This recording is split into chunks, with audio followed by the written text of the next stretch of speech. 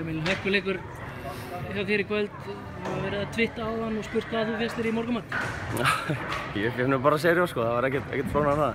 En svona ef þeir eru að dekka alla mennun okkar, við erum allir skotmeir öllu stöðum, við erum að dekka á vel fyrir utan og þá er alltaf einhver opinn og ég bara var opinn í þessu leik. Ég setti bara mér skot. Hvað fannstu fyrir því svona að þetta væri svona on hjá þér í kvöld? Nei, þegar maður er búinn að setja nokkur onni sko, þá finnur maður alltaf að maður er ekkert að klikka næsta sko, en maður hugsar alltaf fyrir allt skot bara að maður er bara að skjóta þessu sko, það er ekki hugsun á baka það. Þessi leikurinn í kvöld á móti Grindavík, þið bjuggust væntanlega við meiri mótspyrnu en þetta, ekki?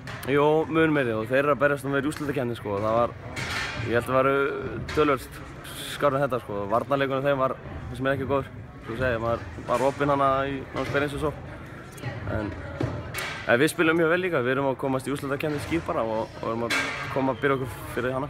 Sterkur sigur og gefur ykkur væntanlega sjálfstraust inn í úrslitakeppnina? Já, algjörlega. Við komum núna með 6 í röð sko og það er bara okkar, við ætlum að reyna að halda þessu áfram og koma inn að þessu rennu í úrslitakeppnina.